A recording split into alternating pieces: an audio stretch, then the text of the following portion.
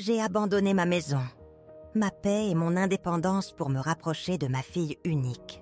Pendant 5 ans, j'ai enduré ses affronts, la froideur de son mari et le sentiment constant d'être une invitée et indésirable. Mais la nuit où Julie m'a hurlé de faire un effort, de sa maison, m'accusant d'espionnage, j'ai su que leur cruauté ne tenait pas seulement à ma présence.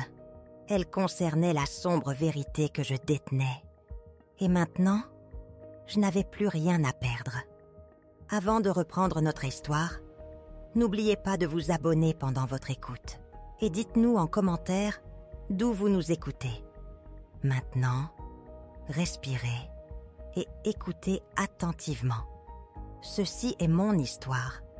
5 ans, c'est le temps que j'avais sacrifié ma paix pour une guerre silencieuse, menée entre les murs mêmes que j'appelais ma maison. Je posais ma fourchette, son léger tintement à peine audible au-dessus du murmure du soir. 19h30. Il y a 5 ans, à cette minute précise, j'étais arrivée ici avec 2 valises, agrippée au rêve d'une vie. « Mamie, tu regardes encore cette vieille horloge ?» fit remarquer Léo, mon petit-fils de 13 ans. Il était le seul à sembler remarquer mes petites habitudes révélatrices. « Elle est d'une ponctualité parfaite, mon chéri, » répondis-je, parvenant à un faible sourire. Contrairement à certains gadgets électroniques, Julie, ma fille unique, leva les yeux au ciel. Dernièrement, ce geste était sa seule réaction constante envers moi. À 42 ans, elle ressemblait à son moi adolescent. La même impatience, le même air de supériorité, maintenant aiguisé par des rides d'irritation près de ses yeux. Le docteur Antoine Leroy, son mari et médecin-chef à la clinique privée de Val-des-Chênes, coupait méticuleusement le roast-beef, feignant une concentration absolue.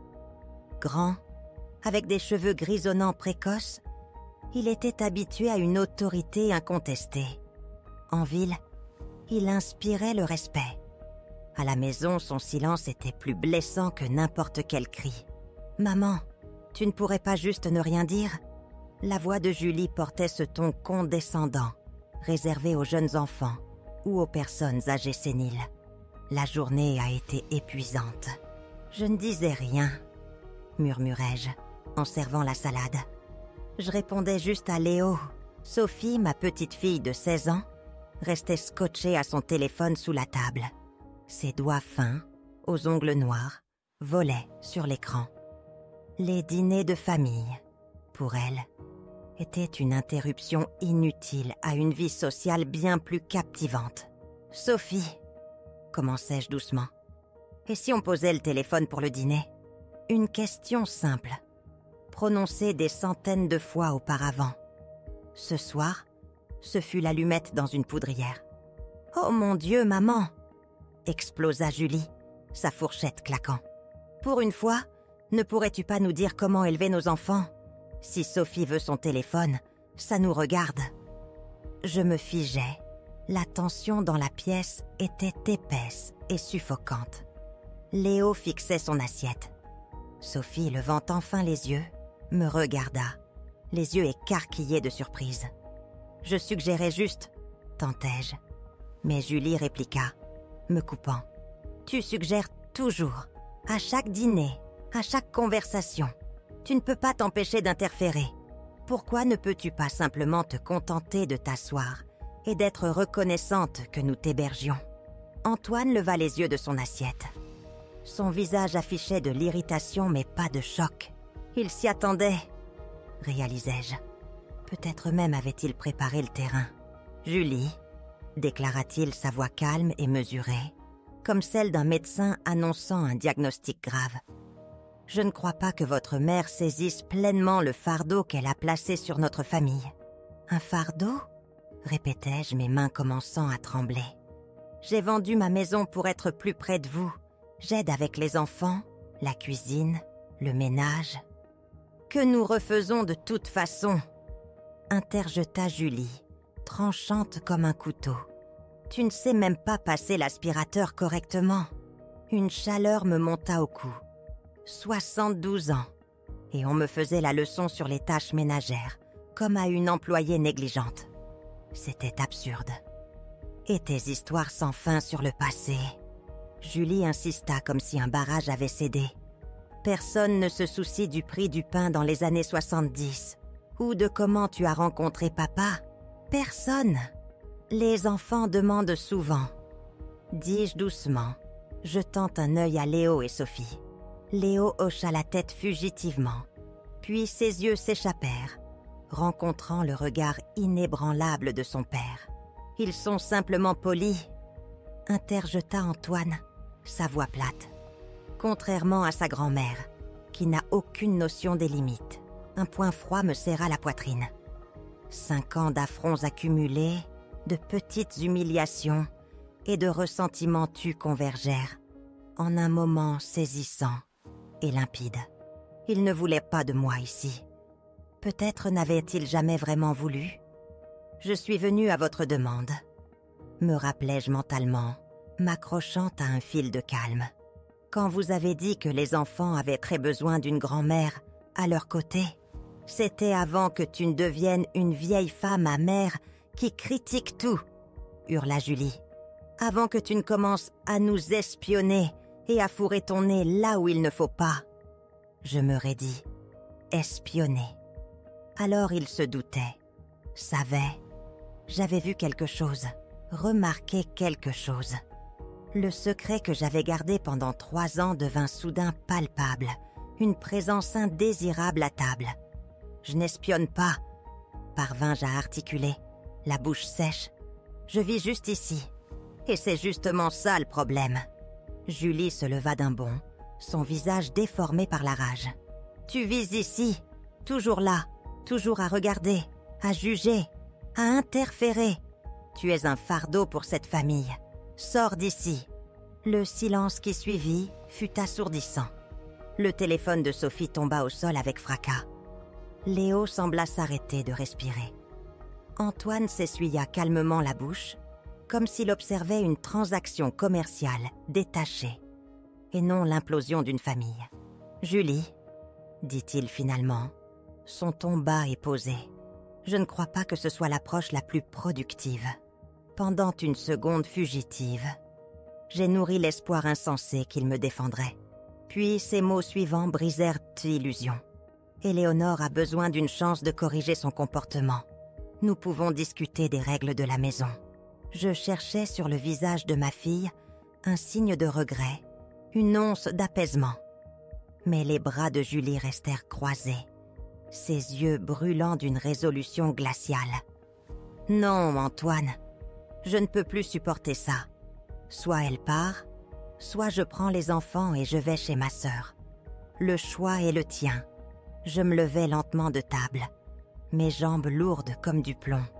Pourtant, ma colonne vertébrale resta rigide, la posture ancrée d'une enseignante, droite même quand on désire disparaître. « Ce ne sera pas nécessaire, » dis-je, surprise par la calme fermeté de ma propre voix. « Je pars. »« Mamie, non !» s'écria Léo, sa voix brisée par le désespoir. C'est exactement ce que je voulais dire. Le coupa Julie, sa voix aussi tranchante que du verre. Et n'osez pas essayer de manipuler les enfants. Maman, c'est indigne, même de vous. Mon regard tomba sur mes petits-enfants.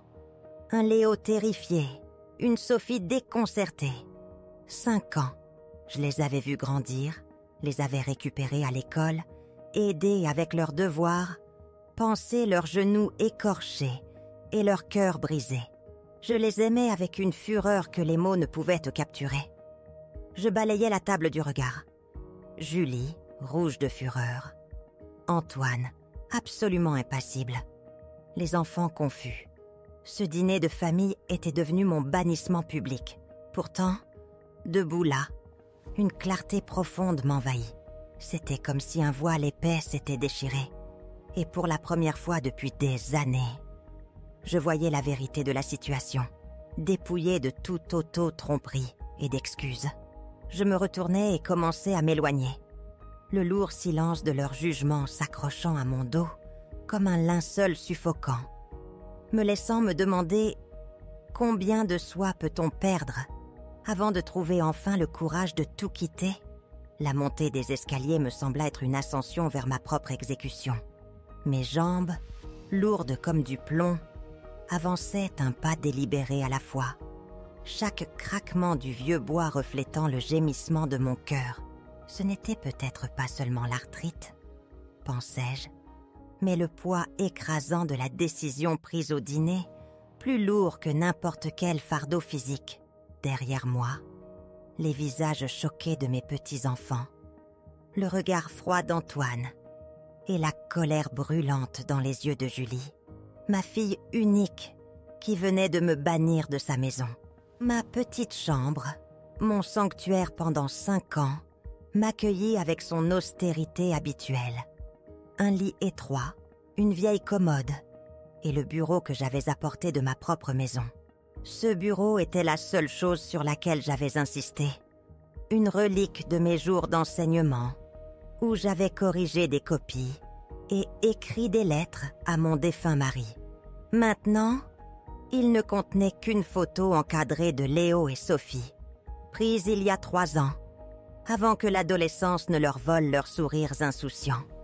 Je sortis ma vieille valise de sous le lit, celle-là même avec laquelle j'étais arrivée il y a un demi-siècle.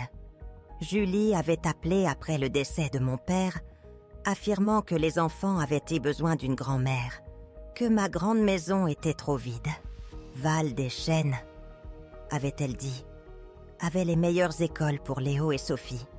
J'avais donc vendu la maison où j'avais vécu pendant 40 ans, quitté des amis, une vie familière. Tout ça pour être près de ma dernière famille. La première année, presque idyllique. J'aidais avec les enfants, cuisinais, partageais des histoires de l'enfance de Julie. Antoine était poli. Les enfants appréciaient sincèrement ma présence. Nous jouions à des jeux de société. Je leur faisais la lecture. Puis, imperceptiblement, les choses avaient changé. De petites remarques acerbes de Julie sur ma façon de plier les serviettes, les légères grimaces d'Antoine à mes anecdotes. Les critiques devinrent ouvertes. Mon espace, physique et émotionnel, commença à se réduire. Méthodiquement, je commençais à ranger mes vêtements, ne sélectionnant que l'essentiel. Un léger coup à la porte me fit sursauter. Léo se tenait là, son visage habituellement joyeux tordu d'inquiétude. « Mamie » murmura-t-il comme s'il craignait que ses parents n'entendent. « Tu pars vraiment ?»« Oui, mon chéri, » répondis-je, continuant à plier un pull. « Parfois, les adultes ont besoin d'espace les uns des autres. Mais où vas-tu aller ? Il est presque 9 heures du soir. » J'esquissai un sourire contraint. « J'appelle Béatrice. Tu te souviens ? La vieille dame avec les chats ? Ton amie qui nous donnait des biscuits au raisin ? » Léo fronça le nez, puis se corrigea. « Oh, oui, ton amie qui habite rue des Érables. C'est elle. » confirmis-je, tirant un album photo d'une étagère. « Ma plus vieille amie. On a fait nos études ensemble. Maman a dit que tu pourrais revenir. Si tu commences à respecter leurs limites. » Léo hésita, cherchant ses mots. Je réprimai un soupir. Typique de Julie, utilisant son enfant comme messager, tordant ses exigences dans sa bouche. Je marchai vers lui, posant mes mains sur ses épaules. « Mon chéri, certaines choses sont plus compliquées. Parfois, les gens ont besoin de se séparer pour retrouver leur chemin. Et parfois, se séparer, c'est juste la fin. » Je ne lui dis pas qu'il n'y avait pas de retour en arrière. Pas de moyen d'effacer la ligne que sa mère avait franchie, ni ce dans quoi son père était impliqué. « Tu vas laisser ton numéro ?» demanda-t-il, une réelle inquiétude dans la voix. « Bien sûr. » Je le griffonnai rapidement. « Appelle-moi quand tu veux. Donne-le aussi à Sophie. » Juste à ce moment, Julie apparut dans l'embrasure de la porte, le visage tendu, les yeux rouges, non de tristesse, mais de fureur contenue. « Léo, » ordonna-t-elle, la voix tendue. « Tes devoirs, maintenant. »« Mais maman !» Tout de suite ? Tout de suite. Aucune place pour la discussion. Léo me lança un dernier regard impuissant avant de partir. Le regard de Julie était froid.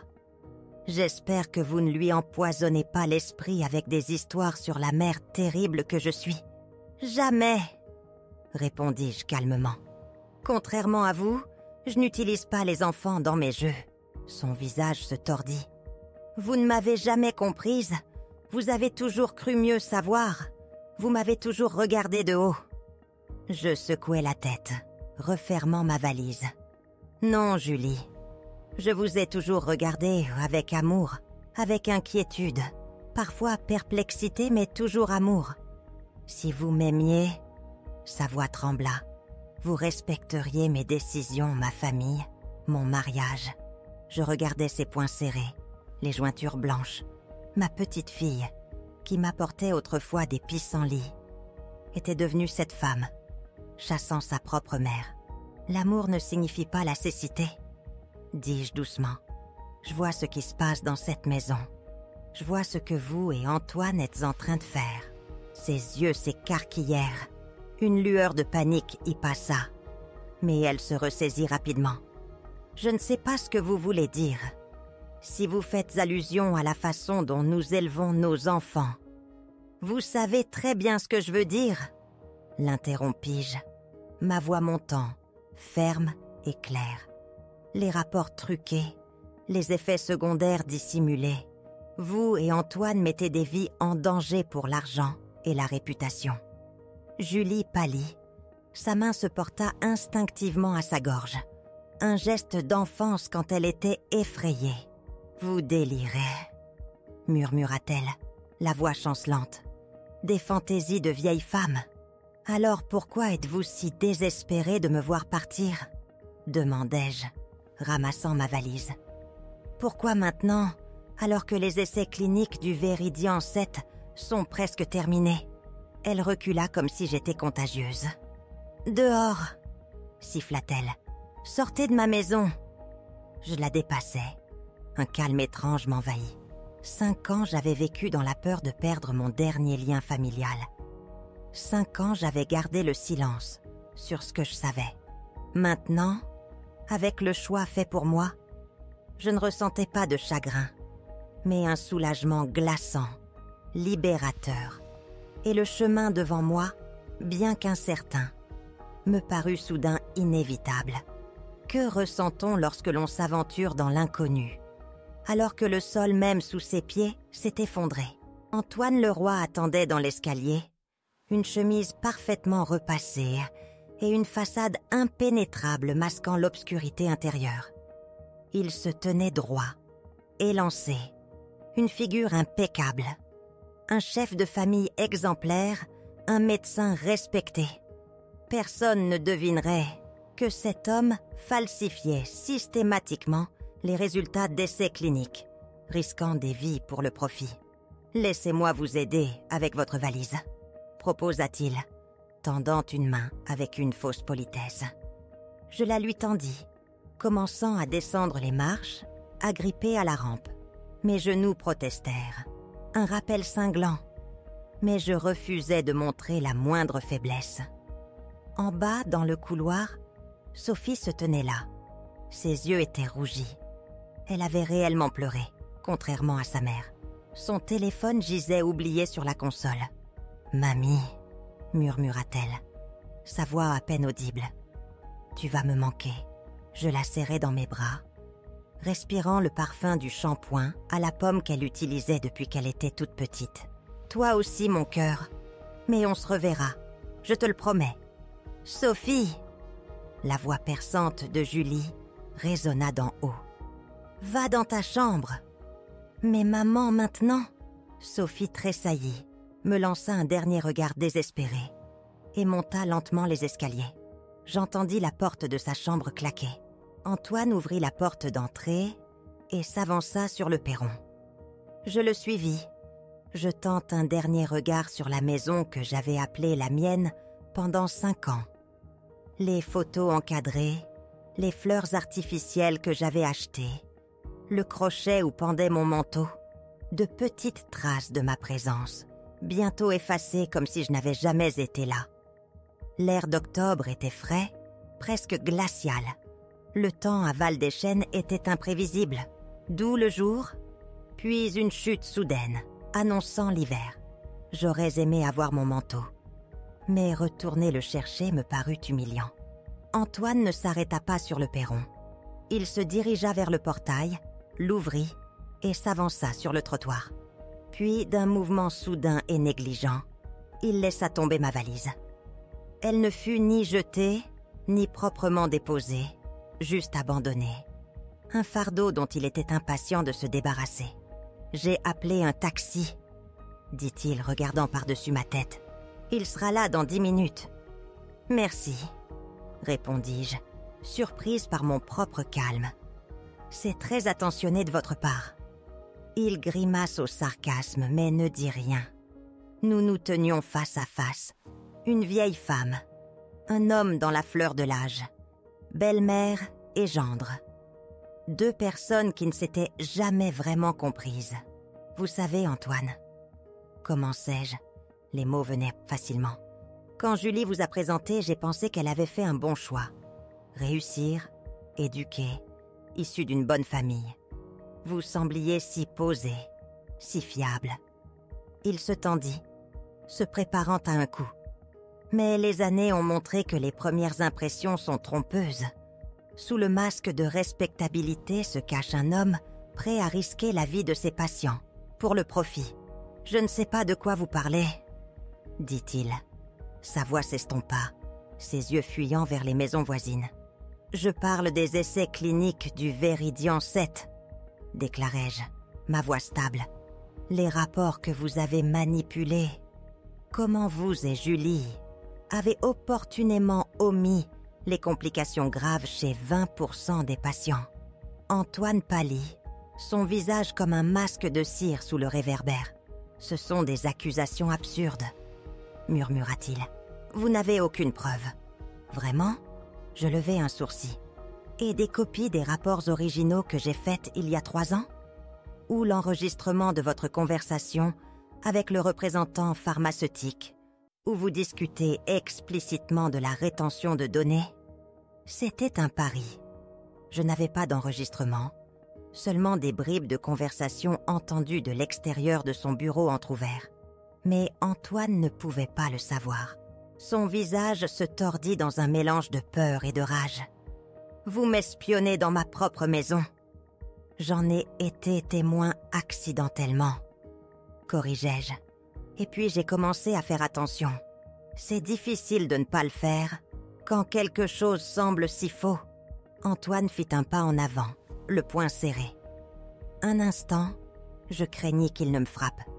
Mais il s'arrêta, se ressaisissant avec un effort visible. « Qu'est-ce que vous voulez ?» gronda-t-il. « De l'argent ?» Je ris. Un son amer et creux. « Vous ne comprenez toujours pas, Antoine. Je ne suis pas une maîtresse chanteuse. Je suis une mère qui s'inquiète pour sa fille. Et une grand-mère qui ne veut pas que ses petits-enfants grandissent dans une famille impliquée dans des pratiques dangereuses. Alors pourquoi n'avez-vous rien dit pendant 3 ans ? » Il plissa les yeux. « Si vous êtes si intègre ?» Je détournai le regard. C'était une question que je m'étais posée d'innombrables fois. « Parce que j'avais peur de perdre ma famille, » répondis-je honnêtement. « Parce que j'espérais que vous reviendriez à la raison. Parce que je m'étais convaincue que les problèmes n'étaient pas assez graves pour risquer le bien-être de Julie et des enfants. » Je le regardais droit dans les yeux. « Mais aujourd'hui, vous et Julie avez pris une décision pour moi. Vous m'avez mise à la porte de la famille que je craignais tant de perdre. Et maintenant, je n'ai plus rien à perdre. Antoine, plus de secrets, plus de silence. » À ce moment-là, un taxi s'arrêta sur le trottoir. Le chauffeur, un jeune homme au visage fatigué, baissa sa vitre. « Éléonore ?» demanda-t-il. « Une course pour l'auberge du Saule ?»« Oui, » répondis-je, sans quitter Antoine des yeux. « C'est moi. » Le chauffeur sortit pour m'aider avec ma valise. Antoine resta immobile, sa silhouette haute tendue, poings serrés. Nos regards se croisèrent, et un instant, je vis quelque chose de nouveau dans ses yeux. La peur, non pas pour moi ni pour les patients, mais pour lui-même. « Vous n'oseriez pas », murmura-t-il sa voix faible. « Pensez à Julie, aux enfants. »« Ils sont tous ceux à quoi je pense », répondis-je, ouvrant la portière du taxi. Pendant 5 ans, j'ai gardé le silence pour eux. Mais parfois, le silence blesse plus que la vérité. Je montai dans la voiture et fermai la porte. À travers la vitre, je vis Antoine debout sur le trottoir, une statue de choc et de rage. Le taxi démarra, m'éloignant de la maison, de la fille qui m'avait rejetée, des petits-enfants que j'aimais. Mais à ce moment-là, je ne me sentais pas exilée. Pour la première fois depuis longtemps, je me sentis libre. Libre de la peur, de la complicité silencieuse, du compromis avec ma conscience. Tandis que les lumières de la ville s'estompèrent derrière moi, un silence nouveau, troublant, remplit l'espace qu'occupait autrefois ma famille. À quoi ressemble la vraie liberté lorsqu'elle est achetée à un coût si inattendu? Les lustres tamisés de l'auberge du Saule offraient peu de chaleur lorsque j'entrais. Une jeune réceptionniste, dont le sourire professionnel enregistra à peine mon arrivée tardive, m'enregistra. « Juste une nuit », déclarai-je, tendant ma carte. Aucune question. L'indifférence ressemblait à une étrange miséricorde à Val-des-Chênes. Ma chambre était standard, stérile, beige, donnant sur le parking. Je laissai tomber ma valise, m'effondrant sur le lit. La dure réalité de la journée me frappa enfin.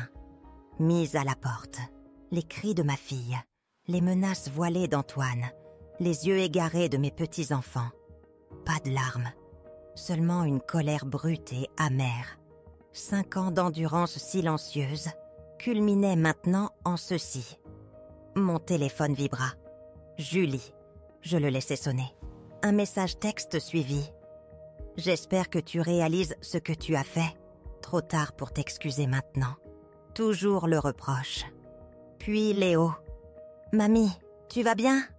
Maman a dit que tu avais dit quelque chose de stupide. » Mon cœur se serra pour lui. « Je vais bien, mon cœur. Ne t'inquiète pas. Concentre-toi sur tes études. » 1 minute plus tard. « Quand reviens-tu » Je fixai l'écran. La vérité, trop cruelle. Les mensonges, trop malhonnêtes. Je tapais. « Parlons plus tard. Mieux vaut ne pas envoyer de message tant que tes parents ne se sont pas calmés. » Il répondit. « D'accord. » Silence. Mon mal de tête s'intensifia. « Un plan !» Béatrice. Ça ne la dérangerait pas un appel tardif. Je composais. Après 2 sonneries, sa voix inquiète, éraillée par des années de tabagisme, répondit. « Éléonore, tu n'appelles jamais si tard. Qu'est-ce qui ne va pas ?» Son inquiétude familière, une bouée de sauvetage dans le silence, offrit le premier vrai réconfort. Cette promesse silencieuse de la présence d'une vieille Pani suffisait-elle à trouver la force dans une réalité si crue? Éléonore, la voix de Béatrice, éraillée par des décennies de tabagisme, trancha l'obscurité de ma chambre d'hôtel, lourde d'inquiétude. « Qu'est-ce qui ne va pas? Tu n'appelles jamais si tard. » Je pris une profonde inspiration et lui racontai tout. La scène horrible du dîner, la froide fureur de Julie, les menaces voilées d'Antoine. Et comment moi, une femme de 72 ans, me retrouvais abandonnée dans un hôtel avec une seule valise. Ce dindon pompeux et ta fille arrogante t'ont mise à la rue? Béatrice était incandescente. Éléonore, chérie, pourquoi n'as-tu pas appelé tout de suite? Je serais venue te chercher. Il était tard, répondis-je, sentant l'épuisement jusqu'aux os. Et j'avais besoin de temps pour réfléchir. Qu'y a-t-il à penser? Fit-elle en reniflant. Tu emménages chez moi demain. J'ai 4 chambres et un seul chat. Amplement de place pour tout le monde. Un sourire sincère, le premier de la soirée effleura mes lèvres. Béatrice avait toujours été comme ça. opinionné, décidéo, ses pensées libres de toute hésitation. C'est pourquoi je l'avais aimée depuis notre premier jour d'université, il y a près de 50 ans. « Tu es sûre ?» demandai-je, une lueur de doute. Cela pourrait être pour longtemps. « J'espère que c'est pour toujours, » me coupa-t-elle, la voix ferme. « Je te demande d'emménager avec moi depuis 3 ans, au lieu de servir cette famille ingrate. Tu as enfin pris la bonne décision, bien que contrainte. » Nous convînmes qu'elle viendrait me chercher à l'hôtel à 10h du matin. Après l'appel, une légère tension se relâcha. Au moins, j'avais un plan et un toit. Allongé dans le lit d'hôtel inconnu, le sommeil restait insaisissable.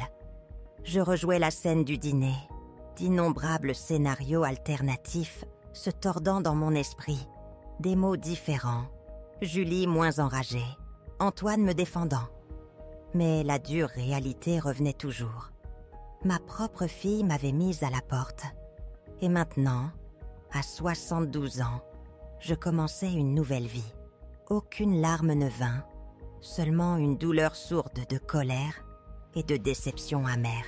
La lumière du matin filtrait à travers les rideaux, le son des voitures emplissant le parking.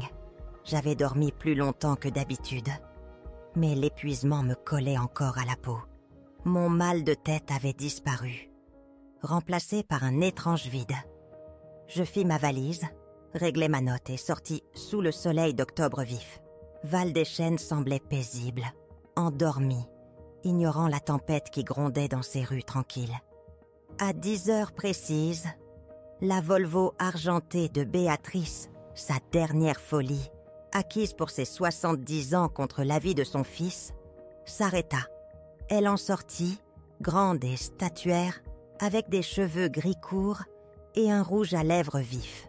À 75 ans, son dos était toujours droit, sa présence imposante. « Éléonore », dit-elle, ses bras s'ouvrant en grand.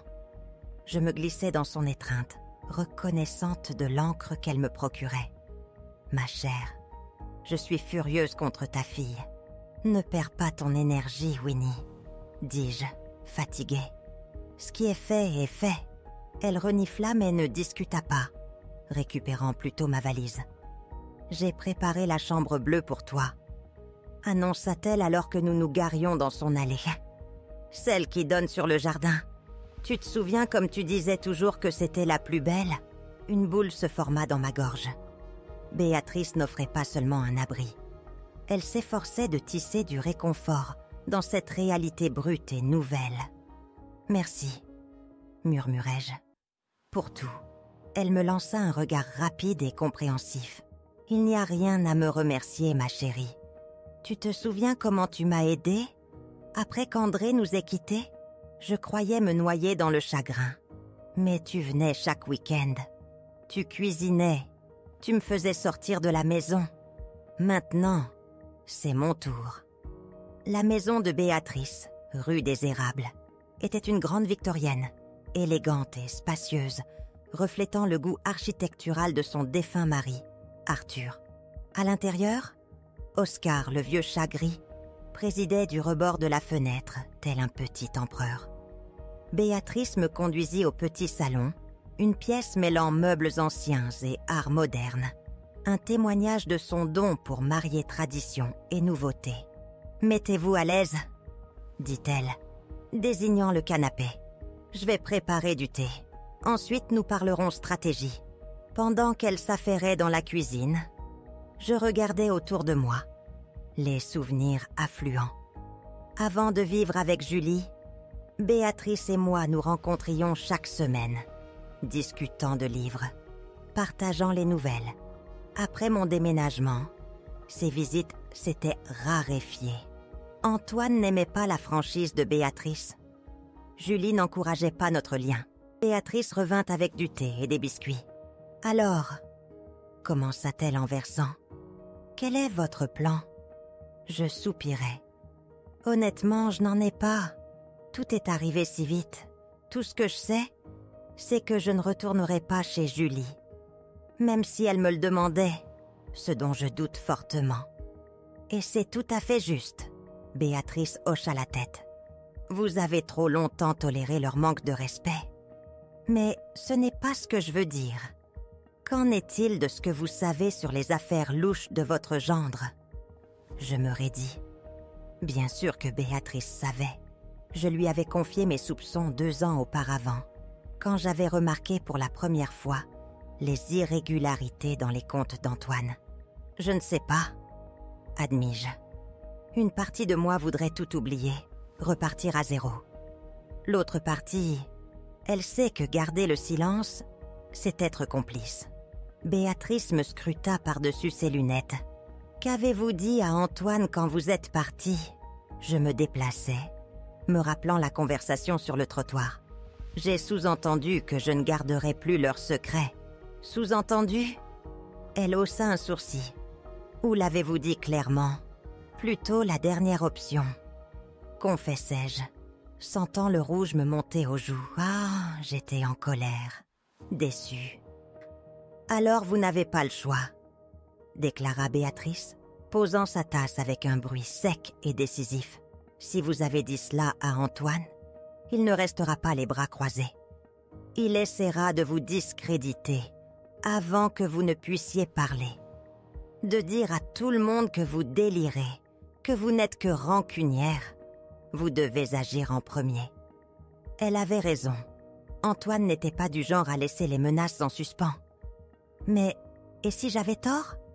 La peur qui m'avait si longtemps paralysée refit surface. Et si j'avais mal interprété ce que j'ai vu?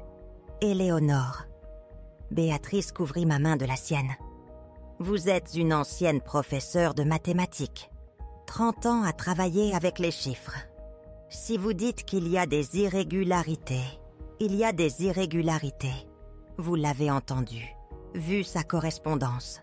Faites confiance à votre intuition. Je hochai la tête. Une détermination se durcissait en moi. 5 ans, j'avais ignoré la pourriture dans la maison de ma fille. Témoin silencieux de dangereux mensonges. Plus maintenant. Vous avez raison, dis-je.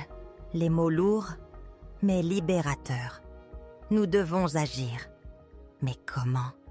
Le sourire de Béatrice était aiguisé, presque prédateur. J'ai un plan et quelques contacts utiles. Nous passâmes des heures à discuter stratégie. Béatrice, une ancienne avocate, avait des relations. La rédactrice en chef du courrier de Val-des-Chênes, le président du conseil médical de la ville. Son fils, Marc, un avocat réputé dans une ville voisine, pouvait offrir des conseils professionnels. Après le déjeuner, Béatrice me conduisit à ma chambre, spacieuse, avec un bureau près de la fenêtre et une salle de bain privée. Le jardin extérieur, même en octobre, arborait encore des roses en fleurs. « Mettez-vous à l'aise, » dit-elle en me quittant. « Reposez-vous. Ce soir, nous continuerons à planifier votre revanche.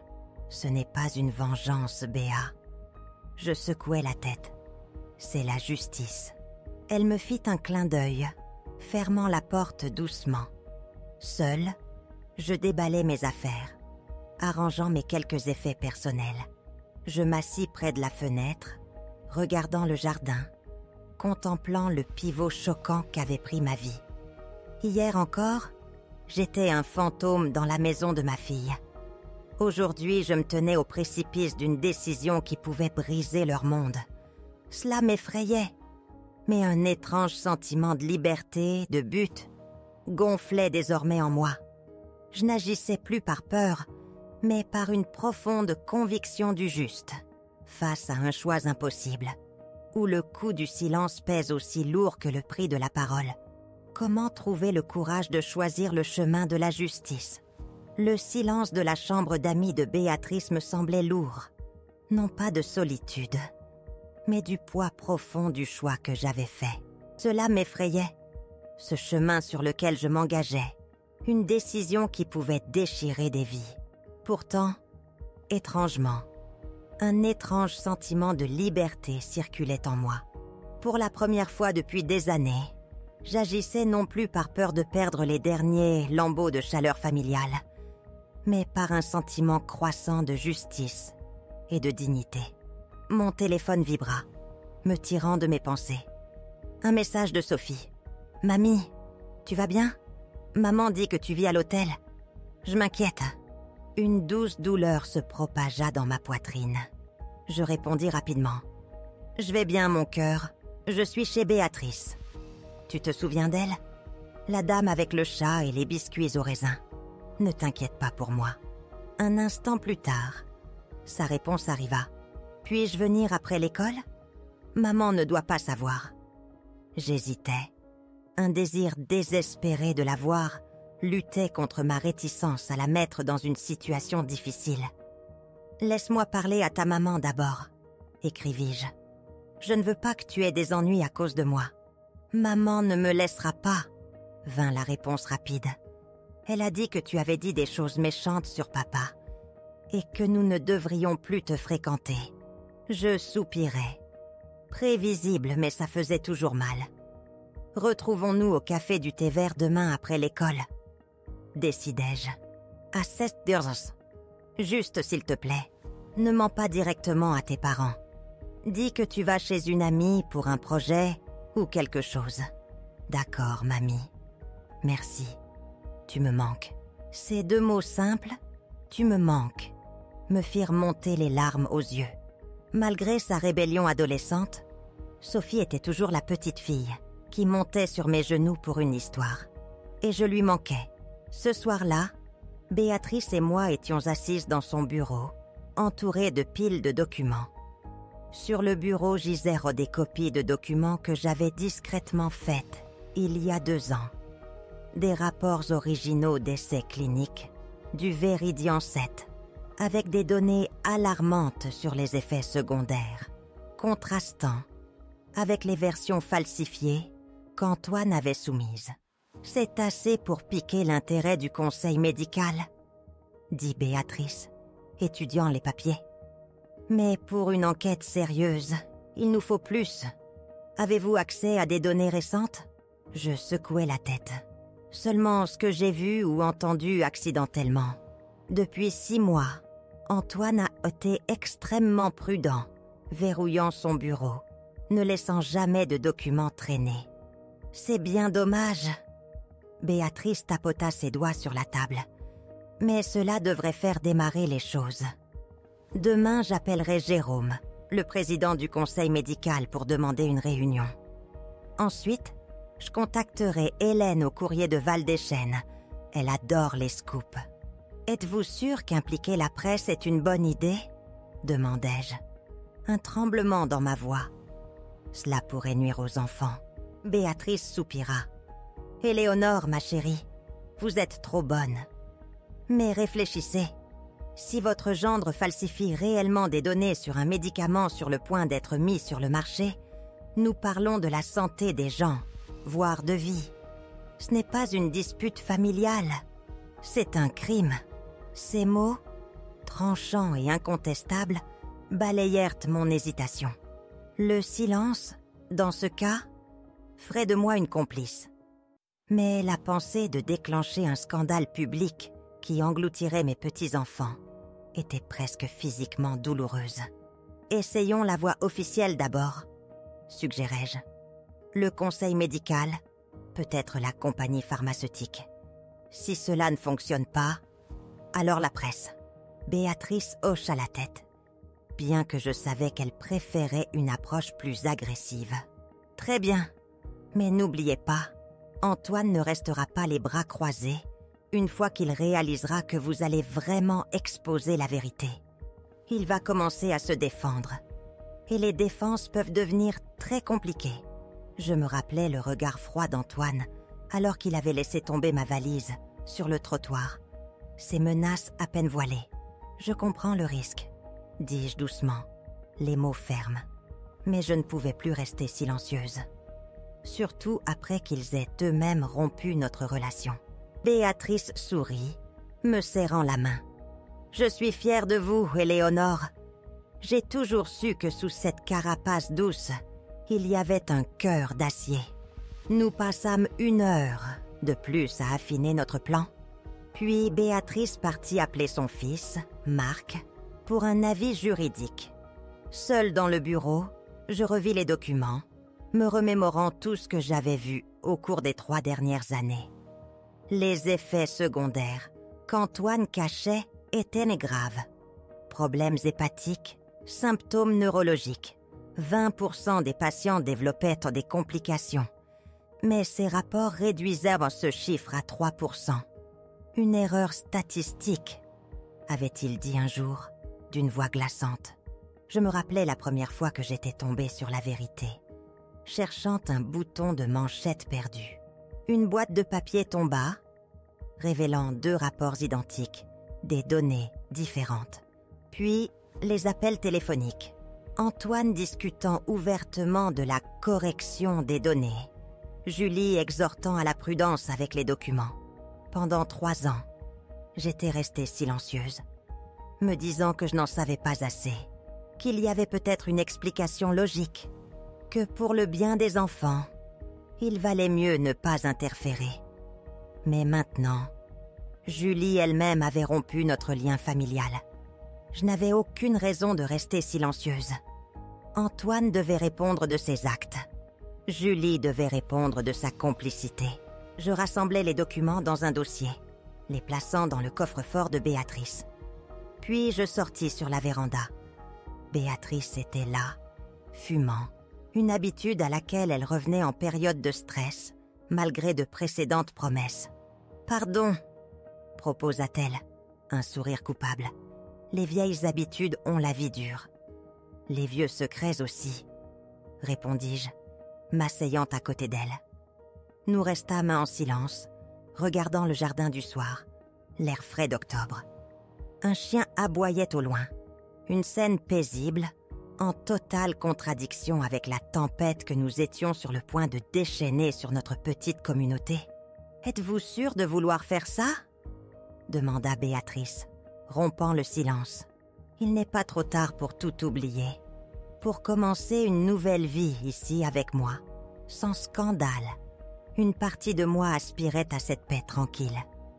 Mais l'autre partie savait que je ne serais jamais vraiment en paix si je restais silencieuse. « Je dois faire ça », dis-je fermement. Non par vengeance, parce que c'est la bonne chose à faire.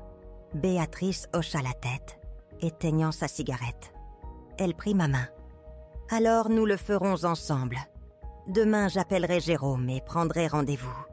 Et puis, quoi qu'il arrive, arrive. » Alors que la promesse d'action s'installait en moi, je me demandais, que faut-il pour enfin cesser de vivre dans la peur et embrasser une justice qui exige tout?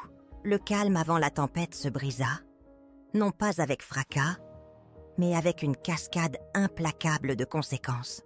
Je m'assis dans la cuisine de Béatrice, sirotant un café, regardant Oscar, son chat, faire paresseusement sa toilette.